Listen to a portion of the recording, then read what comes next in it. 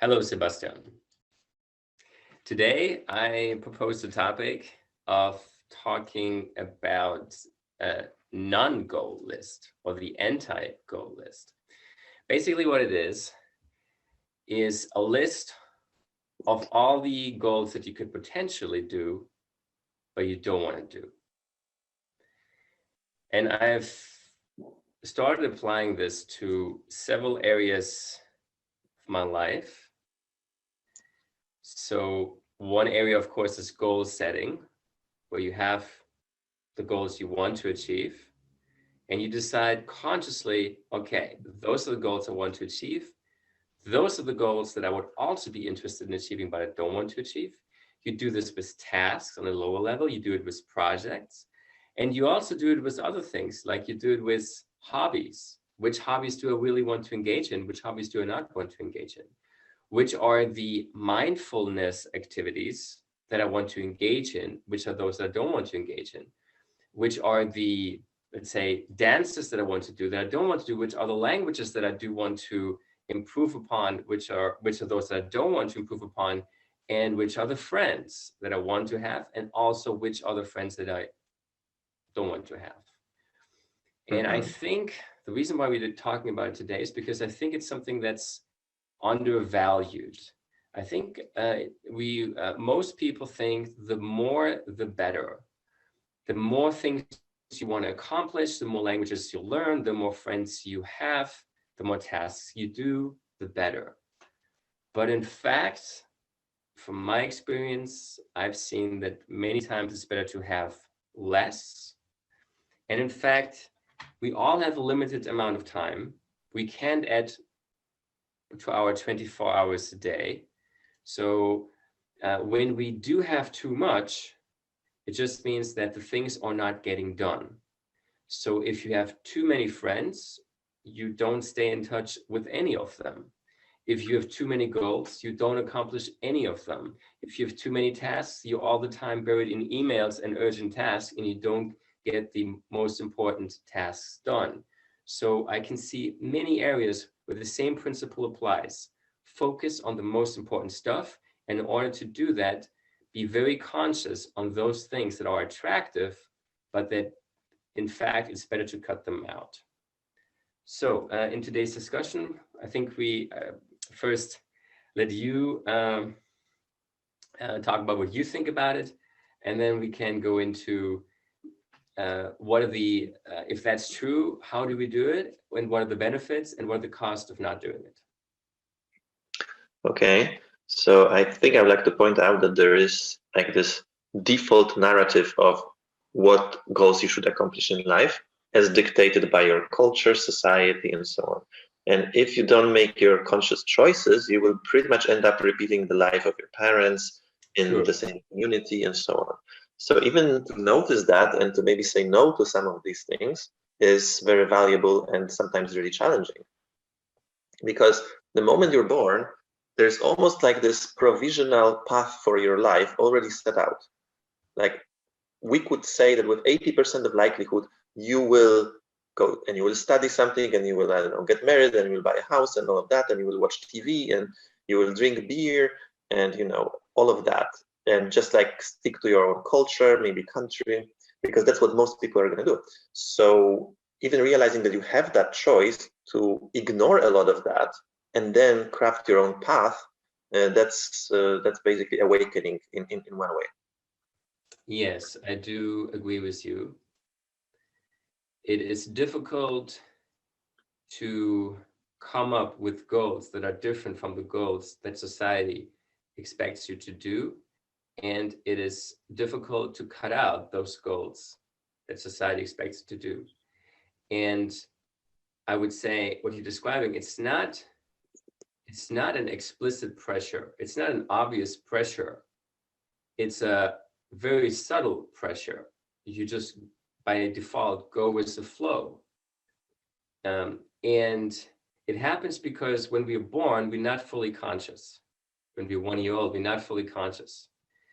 And so we kind of, while we are growing up, we kind of assume certain things, taking those things for granted. And there needs to become one point when you realize, wait, I actually have the choice to set my own goals and to not go with the goals that society implicitly assumes me to take. Yeah, and this comes at a price because society will kind of accept you and validate you if you follow its path. And if you don't, then you will be the weird one. Maybe you will be the lonely one. So there's like the benefit in choosing your own path, but then there's the price you pay by disconnecting from most people as well, right? And maybe antagonizing some of them and maybe losing some of them. Yeah. When do you think, can you point to a time in your life when you observed this and you decided, actually, you know what? I'm not going to go after some of those goals and I'm going to go for different goals? Well, I think first one was with like rejecting religion around the age of 15. And then, and maybe like around 20, interest in like entrepreneurship, this kind of things. So maybe not wanting to have a job anymore. So there were those things, but also my home was very specific because, for example, my dad doesn't drink alcohol. So he showed me that it's possible to like be very against societal standard that every man has to drink beer and all of that. And we didn't have TV at home as well, which was also very strange for the times and such. Just a conscious choice not to like feed ourselves garbage and to read books instead. So I had some head start with that. And then it was maybe easier because of it to add on top of that my own choices that are against like the mainstream. Okay. I would say for me, there is a certain date where I took a lot of those decisions. It was when I was 14 years old, actually 15 years old, sorry, when I took a very long walk and I decided on certain things that I wanted to accomplish and not accomplish. And that's when I decided, okay, I'm going to go to the US, to high school in the US. And when I came from high school in the US, I also was very conscious about the plans. And it was the first time that I thought about the concept that you mentioned, that most of the people don't think about their goals. They just accept the goals that are given by society. When I was observing, when I was talking to my friends about our goals, and I said, well, I want to go to university in the US and potentially in Latin America, and I want to study these things because I want to have do this kind of work in the future. They all said, well, why do you want to go to the US? Or why do you want to go to Latin America? And why do you want to do this? Because you've always been so good in so many other subjects. And I would tell them, well, why wouldn't you? I mean, what's the benefit? And then they didn't really know how to argue. And I could feel that for them, going to university in Germany was a default choice. And studying basically what they liked as a subject the best at university was the default choice. So somebody who was good in physics in school, default choice is go to a university in Germany, close to your hometown, studying exactly that. While there can be so many other options, that's a default choice. And nowadays, even if you just think about this, we have the option to live in more than 150 countries all over the world without much problem. We could live there. But 99% of the people are still living in the country they were born. Now, maybe I'm exaggerating when I'm saying 150 because a lot of African people would like to come to Europe or the US and they can't do that. But for most Europeans, we can live in a huge amount of countries without much problems. But people, when you ask them, why don't you live in China? Why don't you live in the US? Why don't you live in Germany? To somebody in Poland, they're going to tell you, why should I? I'm Polish. Okay. But yeah, you're Polish, but that doesn't mean you have to stay in your country. I mean, you have all the options available, but people just don't consider the options. So you're right. We just think according to what our group is doing, we don't really think, and we don't look at all the options that are available to us, and that maybe life can be much better pursuing something that even though other people are not pursuing it. It really reminds me of this NLP manipulation type of technique where someone asks you, would you like the boiled egg or scrambled eggs? But they don't ask you if you'd like eggs. That's a presupposition. So it's like this, the same, right? Like, would you like to study physics or mathematics in your local university? But the fact that you could maybe travel the world instead, or like study something on the other side of the world, or do whatever else, is not even a question. It's focusing it much more locally, narrowly, right? Like, would you like this job or that job? And not like, would you like to have a business or a job or be a digital nomad, or all of these options, right? Mm-hmm. Right. Sebastian, so we agree on this. When I came up with the topic, I was thinking about something slightly different. So what we're talking about is that you can do something totally different, and you can just not do the things that are expected of you. Mm-hmm. Still, I would say that in today's world, a lot of people are overloaded with work, with tasks, with project, with responsibilities, and also with goals. For many people, it's not the problem that they don't have goals, it's that they have too many goals. And I've done this exercise several times with several people. I asked them, okay, so how much sport are you doing? And they're saying, okay, I'm doing that many sport. Would you like to do more? Yeah, of course, I'd like to do more. Are you doing yoga? No, but I'd like to do it. Okay, yoga as well. Meditation? No, but okay, I'd like to do this. So basically what I'm trying to do is I'm going through all the activities and I want to see if people want to do this and how much time they're willing to ideally dedicate to that activity. They want to dance, they want to do they want meditation, they want yoga, they want, of course, they don't want to have less sleep, they want to have a solid 8 hours sleep. They want to, of course, also have time for friends and for family and for the wife and for the kids. And then, of course, they want to have a 60-hour work week because they want to accomplish a lot on their job. They want to get a promotion. At the same time, they want to build a business.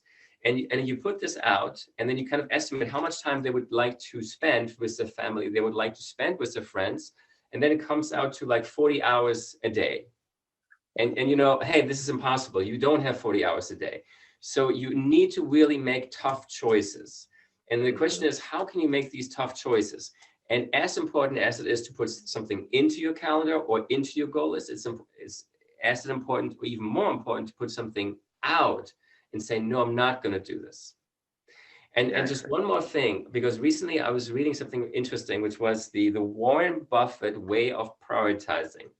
There is this story that the pilot of Warren Buffett told him about his future objectives and what he should do. And then Warren Buffett told him, okay, what you're going to do is you're going to write down 25 goals that you have. Write them down. So the pilot wrote down the 25 goals. Then Warren Buffett told him, okay, nice. Now circle the 5 most important goals. And the pilot of Warren Buffett circled the 5 most important goals. And then he said, great, now you know those are the goals that you need to focus on. Okay. And the pilot said, okay, so then what do you do with the other goals? And Warren Buffett asked him, that's a good question. What do you think you should do with the other 20 goals that are most important, but are the ones that are not circled, meaning not the most priority ones? And the pilot said, well, I'm going to focus on the top 5, but those are like secondary goals. And Warren Buffett said, no, that is completely wrong. Those 20 other goals are the biggest danger to you, because these are the goals that are attractive to you, that are almost the top priority, but not quite. And that is why these are avoid at all cost goals, because there are some goals that you don't have. But those goals that almost make it to the top priority, those are the goals that are going to get you distracted. So if you really want to live life for your goals, you need to label those goals as avoid at all cost, those 20 secondary goals, and try everything to avoid those. And I thought this was very interesting to show you how difficult it is, and that really we need to focus on those things that almost appear good, because this is the most dangerous to get us distracted. That's very interesting. Yeah. And, goals can get us distracted, but also things like, I don't know, distractions, actual distractions like social media and um, just internet use and all kinds of habits that bring TV watching or whatever, that bring chaos in it, right? So one thing, yeah, we can be distracted by other goals, but we can be also distracted by things that are designed to give us instant gratification and just like suck our attention and get us addicted to it. So that's another thingy there. Yeah, the difference between those things is that if I am playing computer games, World of Warcraft, whatever, if I am binging alcohol drinking, if I am watching pornography, if I am doing all these things that I know are bad, then it is less dangerous to me because I know these are bad things, so it's easier for me to cut them out. It's more dangerous to do something which actually does not seem bad, which actually does seem good. So, for example, watching the news, there is a rationalization for not watching the news, which is, well, I need to know what's going on. It's important for me to know what's going on, and I need to know what's going on in politics and in the business section. So I'm just reading what's important to know. So there's a justification, and this justification makes it so much more difficult to be strict on avoiding it. That's a good point, especially now with COVID. If rules and regulations in your area might be changing from one day to the next, you might not be allowed to go on the streets. So you would like to know whether you are allowed or not, right? Stuff like that. It's harder right now, I think. But I think it's interesting to realize that books, for example, are so much better source of knowledge than, let's say, articles, even about the same topic, right? Because you need to go in depth and so on, and so that you really grasp the whole idea. So sometimes just making a switch from like reading articles about something to reading books about that can be a big help as well. Yeah, and one thing about that, what I noticed is that I noticed the same thing that you're saying. You get a different state of mind, but what I noticed is it doesn't necessarily depend on the format. I went to a library once, few months back, and printed out a lot of articles. So these were all articles, short articles, but I printed them out because the library had resources to a lot of online libraries, which was much better than just doing a search on the internet. So I could research on all the scientific papers. And I printed out something like this big. And then I went to take a walk holding this and reading the articles. Now, I was in the same state as reading a book, meaning my mind was focused and I was not distracted by any other stuff on the internet, and I was just focusing on these articles. So then I do feel that the benefit you get, even though it's in the form of an article, is the same or even more than reading a book. Because it's interesting because the context also matters. When you do read an article, you just start looking at it, going over it. Okay, let's go to and read some news about Trump, or let's see how the soccer score has been. So you're not really focused on the article. Yeah, because if you saw the article in your newsfeed, for example, but you also saw, I don't know, cut pictures and news from your family or whatever, then you're not in the state of mind, you're in this very shallow attention type of thing. And you were just switching context from thinking about something else to this and then to something else. So this kind of goes through your head and it doesn't register. Whereas with the book or with the series of articles that you just go through, then you just focus more on this subject for longer. Yeah, it's interesting. Right. I agree. So, short summary. It's important to have a no-go list. We can apply this no-go list to different areas of our life to reduce the amount of ultimate goals, to reduce the amount of projects, to reduce the amount of tasks, to reduce the amount of friends that we want to stay in touch with, um, to reduce the amount of responsibilities we have, to reduce the amount of hobbies we have. One of the ways is to pay attention that you don't focus on goals that are not goals that are really coherent with what you want, but which society gives to you. And okay, and if you are have less goals, you are more focused, and if you're more focused, you're probably more productive. Now, could you tell me some of your own experiences in terms of having too many things to work on, or too many things to do during a day, and feeling I need to get rid of this? How do I do this? And thereby either implicitly or explicitly making a list of no goals. I don't really experience that problem on a regular basis, but I'm really kind of skeptical about, let's say, ideas to implement, or let's say improvements to the website or something. So I'm very selective. Like, there are a lot of ideas. So we could improve this and we could improve that. But then I'm like, okay, this is not going to double our business. This might have no impact or low impact, or this might go backfire because of whatever. So I only want to implement ideas that are like spectacular and have big impact. So then I basically say no to a lot of ideas that are lower quality. I'm all about like generating ideas, but then evaluating them. And if I don't see that this is like an amazing opportunity, I would rather do nothing than implement an idea that has very low potential and it's like not that great.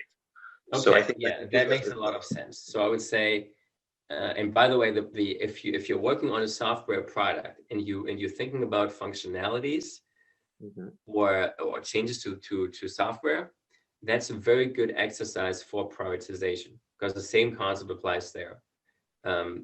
Just like Steve Jobs said, perfection is not about adding to the maximum, but subtracting to the maximum.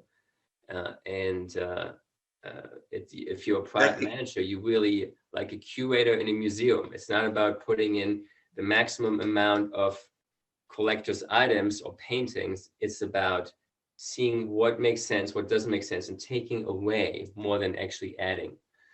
And so this kind of philosophy, I think, which has been very well described for product managers, and I think it's, the best product managers, obviously, people know that, are the ones that are very selective in the things that they add to the product. The same kind of principle has to be applied to other areas of our life. So can you tell me maybe an area which is outside your software development, where you felt you need to apply it, or you already applied it? For example, have you applied it to dates? Have you applied to say, hey, maybe I'm having too many dates. Maybe I should just be more selective and just take away and focus on the most interesting ones? That's true. Yes, actually, I think one of the biggest like costs in dating is like spending time with people who are not that into you, or with whom you don't have that much compatibility. So actually cutting them out very quickly early on in the process is going to save you a lot of time. So actually, I believe in having very fixed rules. So if someone doesn't want to like follow certain pattern of interaction, like, you should move on instantly, because that means they're not that into you, for example. So yeah, I think it just comes to like understanding that, many times, let's say, I don't know, you invite the girl after a date to your place and she says no because whatever. Like, it's done. Like, there's not, if you try, I know, second date, whatever, I think that's not a good idea. Like, she's just not into you, and that's it, and then you should move on. So you basically learn how to spot those indicators of disinterest, and if you only want to deal with people who have very high interest in you, you will have to reject everyone who doesn't show the appropriate level of interest. So that's how I would approach it. All right, so that means you are very selective nowadays. I think that probably maybe this has changed a little bit over the last 2 years, that you have become more selective. and that also, I guess, in your case, from what you've told me, means that you have more abundance, and when you have more abundance, you know you cannot have more because you don't have more time. So you're either gonna see more new girls, or you got which means you have to push out other ones, or you just keep more time, spend more time with those people that you've already gotten to know. Exactly. So at this point, you don't want to invest any time in someone who is not reciprocating your interest fully. I think that's the best strategy. Yeah, that's your philosophy, and I think it makes sense for you. For me, I have a similar problem when it comes to friends. And I know people find it quite strange when I tell them that I have made a friend inventory and I update it, say every 2 or 3 months, I update the friend inventory.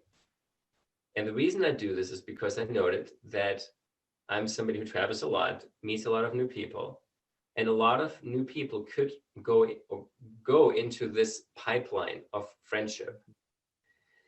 But it's impossible for anybody to have 1,000 friends. So what do you do? When somebody new comes in, you have to actually kick somebody else out of your friends list. And that's something you also don't want to do. You don't want to kick people out. So, but if you don't kick people out and you do let new people in, it means that you either overwhelmed trying to keep in touch with your friends, or you don't have a good relationship to anybody because you just don't have the time to keep up, to send voice messages, to see how they're doing, give a quick update. You just don't have the time. So what I decided is to have a friend inventory where I say, okay, there are different kinds of people that I want to have either a very close relationship to and I want to focus on more, or they're people that I want to kick out. I just don't want to have a relationship, or they're people that I kind of want to have, not that close relationship yet, but I do want to have a relationship with them, so I keep them. So that's another area of our lives, friends. So we talked about goals. We talked about software or products in general we're working on. We talked about, in your case, of dating, and we talked about friends. What other areas do you see where we can apply the principles of moving something out so that we can focus on the most important stuff?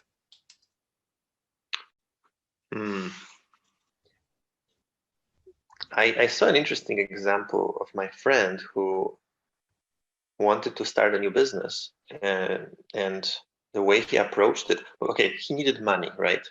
So what's very interesting of what he didn't do, he didn't get a job.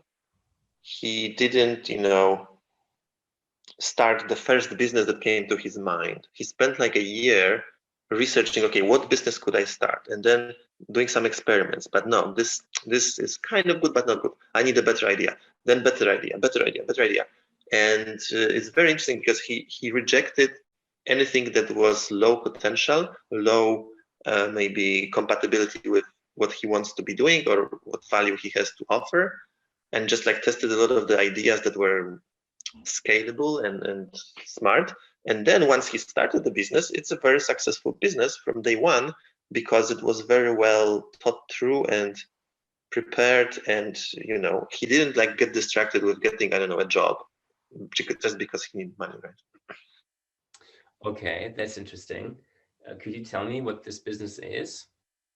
Yeah, it's teaching guys in Poland how to do online dating. Oh, okay. Mm-hmm. Okay. Yeah, I mean, I think you maybe talked to Alex, is a friend of mine, who has a very similar approach. In fact, I was thinking about that approach when you were talking about dating, because you said you need to have certain criteria to evaluate, and if it's not good enough, you just cut off. And so Alex has the same approach. He says it's important that you're working on something that makes sense. So he has been testing out a lot of different businesses, and he would do the first step, which in your case would be meeting up with the girl and having a conversation. That's what he does with the business. But then he has certain hypotheses, and then he wants to see if these hypotheses can be met. If they are met, he goes to the next step. If not, it's thrown out. And so it's basically for him, it's about eliminating, knowing that he can't work on too many things, eliminating businesses. Now, with businesses, I guess it's a little bit more natural that people just focus on one business. There are not so many people that focus on many businesses. While you can see there's more, so that's why it's more natural that people have less of a problem with businesses because they generally only have one business. But those people that I know that have more than one business, I see them constantly overworked. And in fact, myself, I'm also constantly overworked. But I think it's good to test different businesses and then maybe focus on the best one and then make it big. And I like the idea of making the first move and seeing the response, because it's like in chess. Normally you would play against one person, but now you play like simultaneous chess with like 100 people, and you make the move in each chessboard and then you wait for their move. And for example, you do that with like 100 girls, like you ask them out and maybe some of them will make the move as well and some of them will not. So then you only play with ones who kind of also make the moves when you make the move. And if they don't make the move, you don't. And with business, the same. You have certain hypotheses, and then you test the ads, for example, and you see that it would cost you $500 to make $100. So this is not a good business, even if people are buying the product, even if it's a good product. But you cannot advertise it at a profit. So you try with a different approach, and you make this one step again. You don't develop the whole business, the whole product. You don't hire the team. You don't rent office space. You just like see, would people be interested in buying this stuff? And you can test a lot of ideas like this quickly and just get the best ones that get the response that you want. The same thing in dating. Exactly. So we talked about having less goals. We talked about dating. We talked about having less dates. We talked about business ideas. We talked about having less business ideas, but being selective. We talked about friends and having less friends, but being selective, but therefore having more focused and more quality friendships where you can invest more time. What other areas are there? I noticed something interesting here because the idea, for example, that you can take even a stupid business idea and make it successful is a dangerous idea. And the same thing with like, you can take a girl who is not attracted to you and you can like over a year, try all kinds of things and like give her gifts and flowers and maybe she will like her at the end, like in every romantic comedy with a nice guy. And that's the most dangerous idea. No, it's like, unless the attraction is there, you should walk away. And unless the business idea is good from the get-go, you should also walk away. So there's a big potential for risking, for like wasting your time if you're stuck with the wrong idea or with the wrong person, and they are not going to change, and the idea is not going to get any better. So It's very important to have that quality of the person, of the connection, of the idea, because otherwise you waste time. And I think we are taught by society to like focus on one something, regardless of its quality, and just make it work. Whereas I do believe that the approach of like trying 100 little things and see which one works the best is literally like so much better, because it will effortlessly work 10 times better, and you will not have to try too hard if it's a good fit, like product market fit or like personality fit or something. True. Yes, I agree. It is, you are able to waste a lot of time, not only if you have too much, but even if you have only one and focus on one, you can waste a lot of time because this might not be the right person, the right business idea, the right thing for you. And I think that's also what Warren Buffett was saying when he was giving the example of making two lists. One list was 25 goals, one list was 5 goals, and then saying, if it's not in your 5 goal list and it's on the 20 goal list, meaning the secondary goals, that is an avoid at all cost list. That is what you have to avoid. And you would think, well, shouldn't I maybe go for it, but with less intensity because it's a goal, but it's not the top priority. And he'd say, no, that's the most dangerous thing. And I think the same thing is true for relationship. I've seen a lot of my friends, female friends, waste a lot of time with guys that were great guys, but they knew it was not enough to get married, and that was their goal.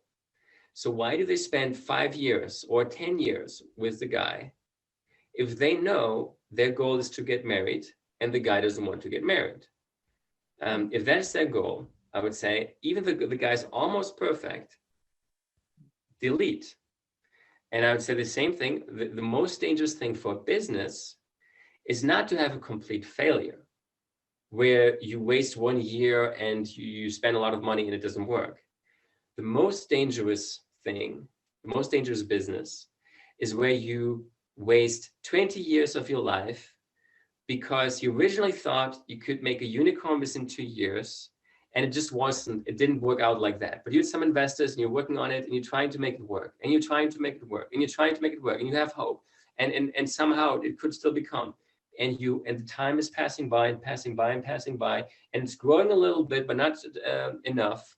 So after 20 years, you still don't have a successful business, but it's paying the bills for you. That is much more dangerous than having a total failure right away. That's why I think I'm becoming a fan of having very fixed rules and standards for what you want out of the situation, and walking away from the ideas and people who are not compatible with that. But for that, I think it's also very useful to have experienced, let's say, a product that had the product market fit. When people were trying to buy it more than you could sell it or whatever, having that demand, feeling how it feels to have something that people actually want to buy. And the same thing with girls. Having an experience with a girl who was super into you, how easy she made everything, how she was contacting you first, how she was very available, how she was giving you, compliments, all of that, right? And then you go in other situations and you see it's not there. So you know that you can get much better fit. So you're not going to waste time with a girl who doesn't like you and just wants to waste your time. Exactly. Okay, so we have seen that we need to have a list of avoidance. And this list of avoidance can be applied to many areas. Like we set goals, we set businesses, we set projects, tasks, dating, friends, hobbies, all the different areas of life. And the reason we want this is because, one, some of the goals that society are brought to us by society, they're not our own goals. And that's really they're not really what we really want. They're just what society wants us to do. And we need to identify them and say no. Second, there are some goals that are almost good, but not quite as good. And you might be wasting a lot of your effort because you want this to be 100%. It's not 100%, but you still go with it. And then you're wasting your time with it. The business idea is good, but it's not good enough to become a successful business. The girl is good, has many, or the guy has many characteristics you want, but it's not the one. You like a certain hobby, and you really want to do it, but it's not as good as you want. So just make sure that and there you say you can have certain criteria, preset criteria. And when you have these preset criteria, it makes it easy to make a rule. This is also what Lean Startup does. In Lean Startup, what you do, you know the concept. You should set hypotheses. You should set hypotheses and then see if the result matches your hypotheses. If not, the rule is cut it off. Because most entrepreneurs, what they'll do is they get a result and it's disappointing, but it's not, there's something to it. And so they try to make it work. And this trying to make it work, although it's an honorable activity, these are great people, they try to make something work, but it's just better to just let it go because you haven't wasted much time. Just let it go quickly and work on something which works straight away. And the same thing, of course, with friends, with girls, with many other areas. So it comes down to clarity of thinking and of your goals. You want this particular thing. So anything that's not this, you don't want. And it's important to recognize that, right? So you don't want the idea that doesn't have the potential, and you don't want the girl who's not into you. So you will instantly walk away if you detect that that's the case, because you care about having exactly what you want so much that you're not going to settle for anything that's not that. And you know, deeply believe in yourself that you can get that. That, you know, there are different business opportunities and different ideas, and you can have one tomorrow that will be twice as good as the one that you're pursuing today. And if you stick to one from today, you will miss the one tomorrow because you will not be paying attention and such. And just like kind of being very clear about what we want and what we don't want, and then sticking to it, having those rigid rules and believe in ourselves that, yeah, we can, there is enough, there's abundance. We're not stuck, because I think sticking to the wrong idea and wrong person comes from scarcity mindset. It's like, oh, I will never have a better idea. I will never be able to attract the better person. But no, if you believe in yourself, you will. Okay, let's apply. Let's try to apply what we learned. And I don't want to offend you, and I hope you're not going to be offended. I want to apply it to your business. I want to see, Sebastian, your business. I mean, you're a very smart guy. In the past, you have been a hardworking guy. You know a lot of the knowledge about internet marketing. And at some point, you have been struggling a little bit in the past with your business. And I think it's already about 10 years old. So wouldn't this be a case where if I come in as an external consultant, I see this and think that, you know what, maybe, Sebastian, this is a business that will continue to generate a little bit of revenue. Is this really what you want? I mean, didn't you set out to create a unicorn? Didn't you set out to create something big and to maybe change the world and get different experiences by being in different places? And now you're going to be working for the next 10 years again on this business to teach Polish people English. How isn't it maybe the case that you are stuck because this business produces some profit, but in fact, what you should really be doing is close it down, or just give it to somebody, or just put it on hold, or just get the cash flow out and just not do anything anymore and just focus on a new business? This business might be keeping you, even though it's working, it's producing some income. Maybe this business is keeping you from achieving greatness. And what you really should be doing is try to put your mind to something new to really achieve greatness. What would you say? Yeah, I think it's a good point. And I also set out with more like an idea of wanting to be financially free, not having to work for money and this kind of thing, having passive income. So that was more, I didn't want to have a unicorn that was going to be sold on New York Stock Exchange or something, because that's like so much work. I don't want to spend so much time just working, because I have a variety of interests that I like to pursue. So because of this business, I was able to study health, relationships, travel, live in different places, and just figure out what's interesting to me outside of the business. But I do agree that this business is not like fully realizing my potential, or is like something I'm most passionate about. And I can start something new and actually think about it right now as well. So I had different things also over the years, but small ones, like created a course about innovation and this and that, some YouTube channels. But you're right. I mean, it's lowering the motivation for maybe making money because the money is there.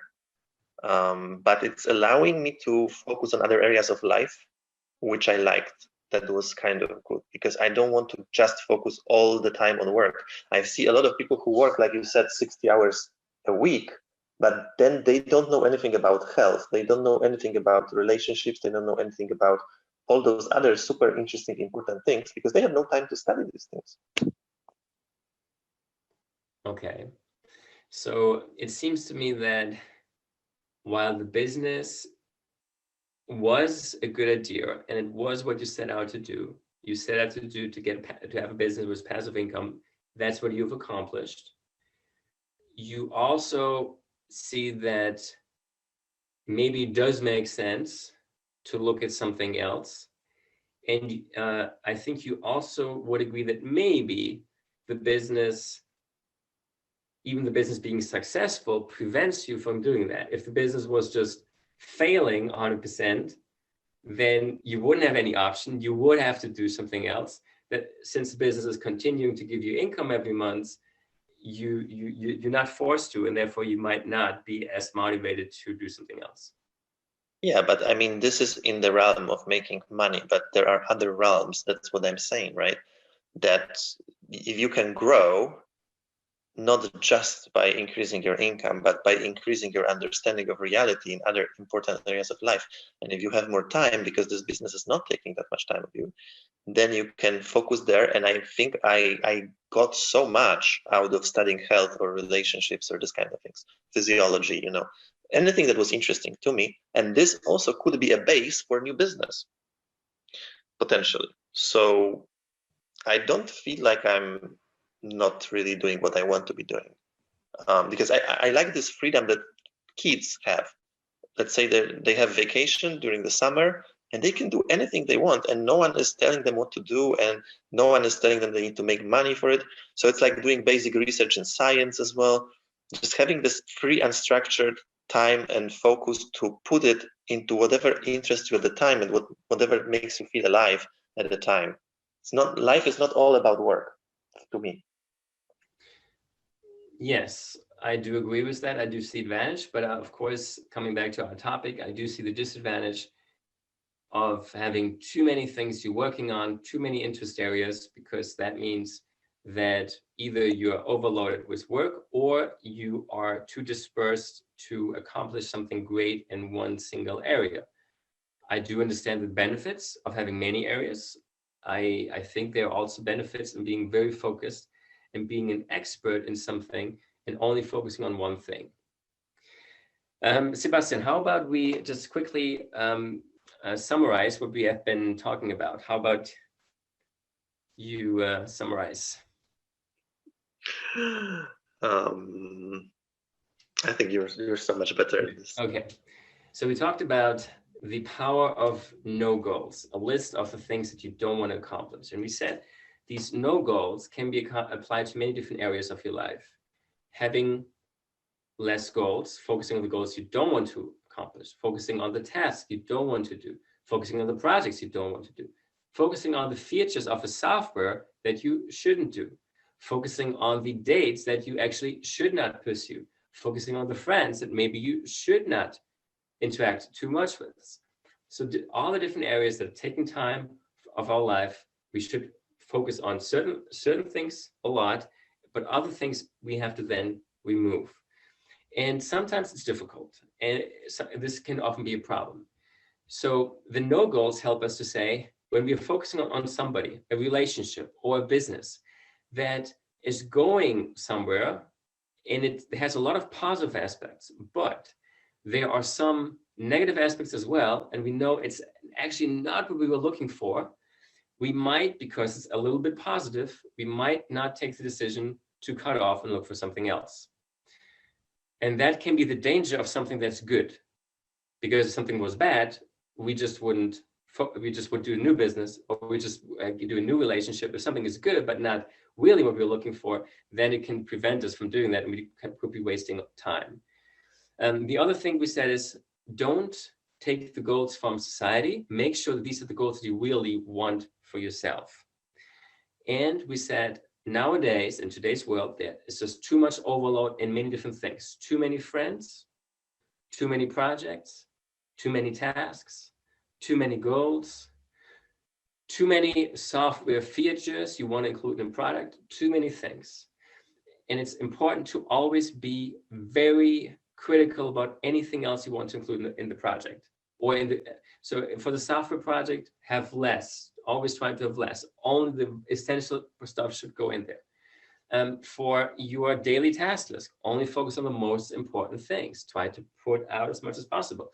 For your goals, the same thing. For the projects you're working on, for the businesses, the same thing. Any kind of business that seems good, probably a bad business. Unless you're saying, hell yeah, this is a great business, then go for it. But if you're saying, maybe, yes, no, it's always a no.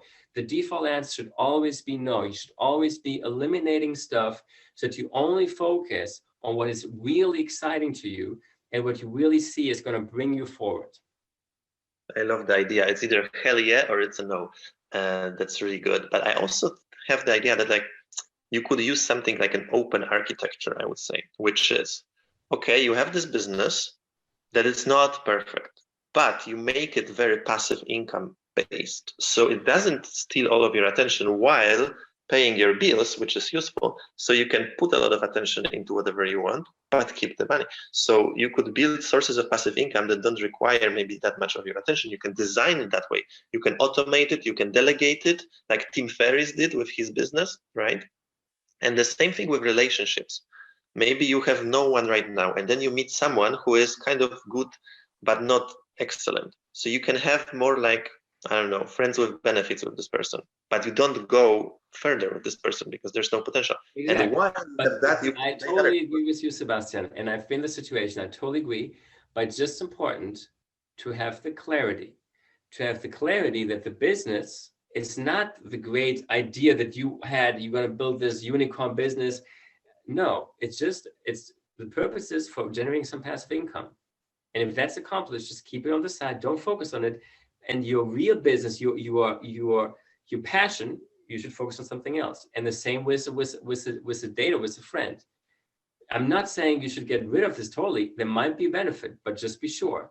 If this is not going to be your, let's say, your marriage partner, don't focus on this person. Say, okay, it's okay for me. I'm just going to keep him on the side, but I'm not going to think that he is going to be my marriage partner. So at the same time, I'm going to be looking for my marriage partner. I'm not going to let him prevent me from achieving what I want.